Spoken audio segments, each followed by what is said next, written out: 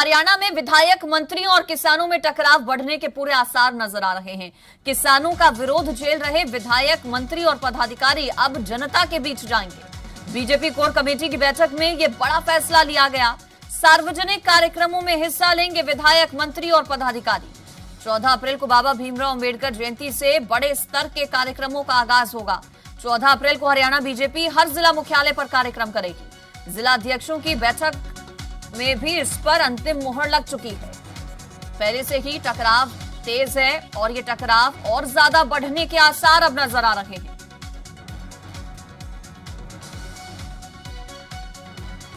और इस पर मेरे साथ ज्यादा जानकारी के साथ जुड़ गए हैं विनोद लांबा, हमारे संवाददाता। विनोद, टकराव तो पहले से ही देखने को मिल रहा है, नाराजगी पहले से ही किसानों की है। किसी भी जगह पर जाते हैं बीजेपी के नेता, मुख्यमंत्री, उप मुख्यमंत्री, पहले से ही किसान वहां पर पहुंचकर घेराव करने लगते हैं। अब ये जो फैसला है बीजेपी का, इससे और कितना ज्यादा फर्क पड़ेगा, कितना जो विवाद है वो बढ़ेगा, और क्या जेजेपी भी बीजेपी के इस फैसले के साथ जाएगी?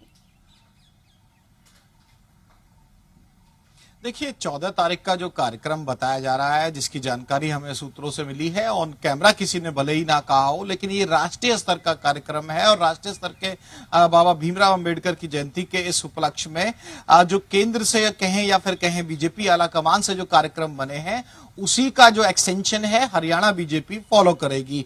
और बिल्कुल ठीक बात है कि क्या विधायक, जिला स्तर के जो कार्यक्रम होंगे, मंत्रियों की ड्यूटी लगाई जाएगी, तो क्या किस तरह से विरोध का सामना करना पड़ सकता है, ये कंसर्न निश्चित तौर पर बना रहेगा। क्योंकि हाल फिलहाल की जो तस्वीरें आई हैं काफी ज्यादा है। और रोहतक में मुख्यमंत्री के दौरे के बाद तो हालात अगर हरियाणा के बिगड़े कहे जाए तो इसमें गलत नहीं होगा।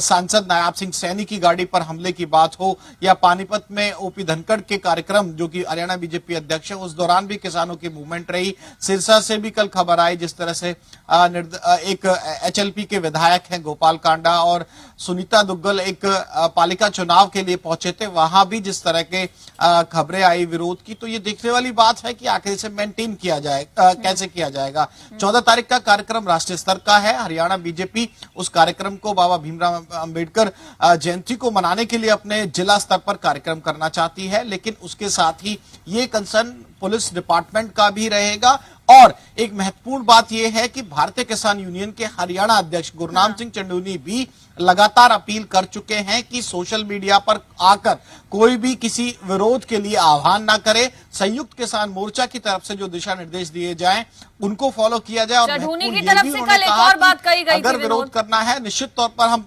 चढ़ूनी ने कल ये भी कहा था कि बीजेपी, हरियाणा बीजेपी जानबूझकर इस तरह के कार्यक्रम कर रही है, किसानों को एक तरह से भड़काने का काम हो रहा है। अब ऐसे में ये फैसला हरियाणा बीजेपी का, इस तरह से अलग अलग कार्यक्रम करना। अंजलि, बिल्कुल ठीक कहा। पूरा जो बात कही गई थी उसमें ये बात जो आप बता रहे हैं वो बात भी निश्चित तौर पर थी कि किस तरह से गुरनाम सिंह चंडूनी कह रहे हैं कि ये बीजेपी ज्यादा से ज्यादा कार्यक्रम रख के इस आंदोलन को भटकाना चाहती है और टकराव की स्थिति पैदा करना चाहती है, लेकिन किसान आंदोलनकारी इससे सतर्क रहें। ये पूरा उनका जो वाक्य था ये था कि इससे सतर्क रहें। और साथ ही एक बड़ी कहेंगे कि समझदारी वाली बात जरूर उनके मुंह से निकली। उन्होंने साफ तौर पर यह भी कहा कि हमें विरोध करना है, झंडे दिखाने हैं, लेकिन मारपीट और तोड़फोड़, दो शब्दों का इस्तेमाल किया अंजलि, इसको नहीं करना है और किसी विवाद में नहीं पड़ना है। लेकिन सरकार का ये फैसला कोर कमेटी का कि इस तरह से अलग अलग कार्यक्रम किए जाएंगे, लोगों के बीच जाया जाएगा, क्या यही काट है इस चीज की? विनोद, कैसे इसे देखें? क्या बीजेपी ऐसा समझ रही है कि ऐसा करने से जो विरोध है वो कम हो जाएगा? जबकि हम पिछले कई दिनों से लगातार देख रहे हैं कि जब कोई कार्यक्रम के लिए बीजेपी के नेता या मंत्री जा रहे हैं तो वहां पर किसान विरोध कर रहे हैं, घेराव हो रहा है उनका। देखिए, इसके पीछे की जो एक मोटिवेशन कहें या कहें विनोद, एक मिनट आपको रोकना चाहूंगी। बीजेपी से मेरे साथ फोन लाइन पर रमन मलिक जुड़ गए हैं। स्वागत है आपका मलिक जी, जी मीडिया पर। आप लोगों की तरफ से फैसला लिया गया है कि 14 तारीख से आप लोग जनता के बीच जाएंगे, कैसे इसे हम लोग देखें, कैसे समझे? क्या आपको लगता है कि विरोध ऐसे किसानों का कम हो जाएगा? देखिए, बात इतनी सी है कि हम अपना पक्ष तो जरूर रखेंगे और ये हमारा संवैधानिक अधिकार है। दूसरी चीज ये कि जब भी इस प्रकार की बात हुई है, मैंने हमेशा एक चीज कही है कि जो किसान नेता हैं उनको जब ये जाएं और पंचायतें करते हैं या कुछ भी करते हैं तो कम से कम ये जो कानून हैं तीनों, इनकी प्रतिलिपियां लेके जाएं, पॉइंट बाय पॉइंट डिस्कशन जरूर करें कि जी कहाँ कहाँ से ये गलत है। मूलतः बात ये हो रही है कि एक भ्रम फैलाया जा रहा है, और वो भ्रम ये है कि ये कानून जो है गलत है। कम से कम रमन अगर मलिक जी, गलत है तो ये तो बैठकें पॉइंट तो कई बार हो चुकी है सर, केंद्रीय स्तर पर बैठकें हुई हैं कई बार, याद होगा आपको भी। संवाद कभी खत्म नहीं होना चाहिए। संवाद खत्म होने का मतलब ये है कि आप उस चीज के ऊपर बात नहीं करना चाहते।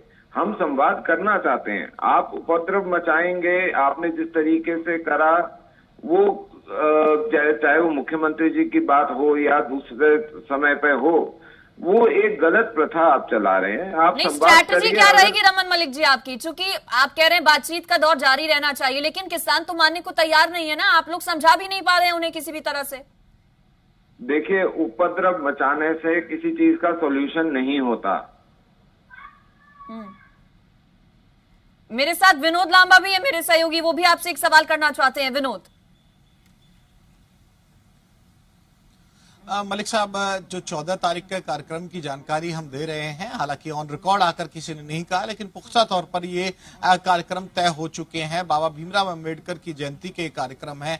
हम आपसे ये जानना चाह रहे हैं कि रोहतक से, ठीक है, किसान जो कर रहे हैं उनकी जो गलत बात है उसको भी दिखाया जा रहा है। आप ये बताइए कि अगर इतने स्तर पर या कहें कि जिला स्तर पर पूरे हरियाणा में कार्यक्रम होंगे तो लॉ एंड ऑर्डर की सिचुएशन या फिर कहें कि सीधे टकराव की सिचुएशन आए क्यों? कुछ दिनों और अवॉइड किया जा सकता था। देखिए, पहली बात जो आप बोल रहे हैं, ये निर्णय क्या हुए क्या नहीं हुए, अगर संगठन ने इस प्रकार के निर्णयों की कोई बात कर रही है तो वो हम सार्वजनिक आपके प्रेस के माध्यम से करते हैं। लेकिन फिर भी अगर मैं एक बारी को आपके बात को बड़ा करते हुए इस पर डिस्कस करूं तो भी मैं इतना ही बोलूंगा कि अगर आपको किसी चीज से विरोध है तो आप अपना विरोध कर सकते हैं, वो आपका संवैधानिक अधिकार है। लेकिन जिससे विरोध है उसकी बात भी तो सुनेंगे ना। आप ये तो नहीं करेंगे कि जी आप बात ही ना सुनने को तैयार हो। और मैं तो ये बार बार कहता हूं कि किसान नेता मलिक साहब, यहाँ बात सीधा संवाद, रमन मलिक जी, रमन मलिक जी, ये सीधे तौर पर बात विवाद की बात नहीं, ये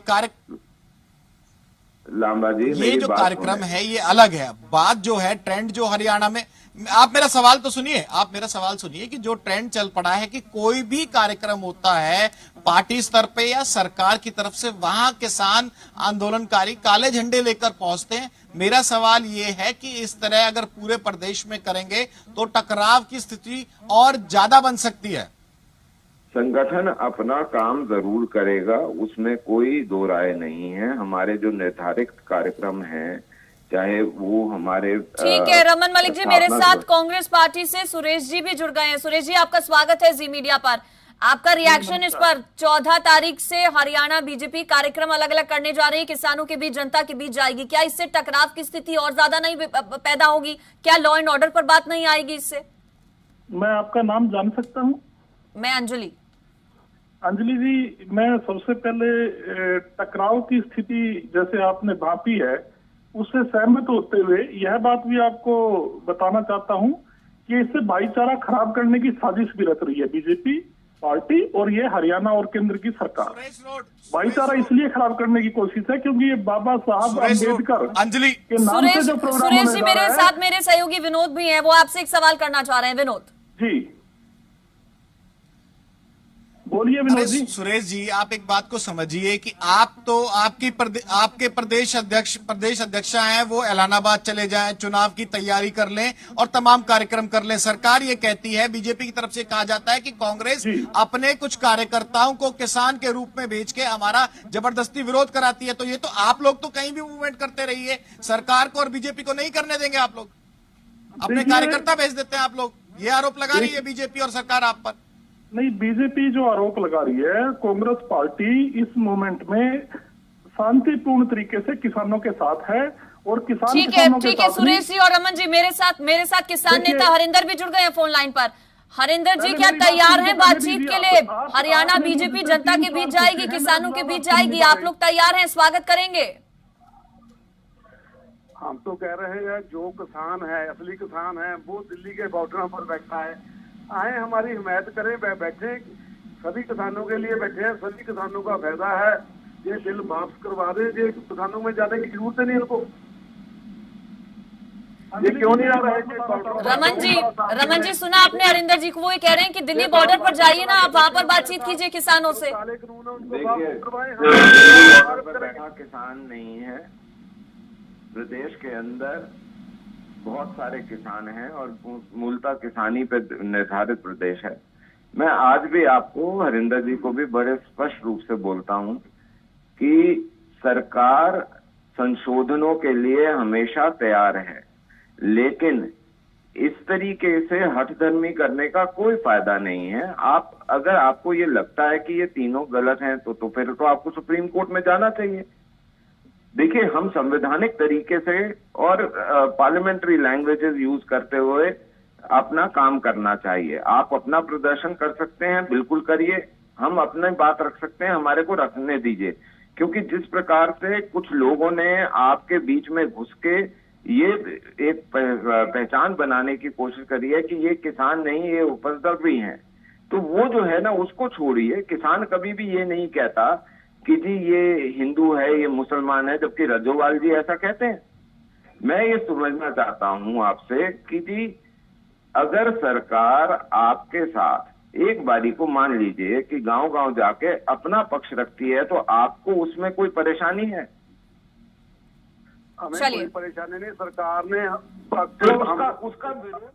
ठीक है, वक्त की कमी है मेरे पास। आप सभी लोगों का बहुत शुक्रिया हमारे साथ जुड़ने के लिए।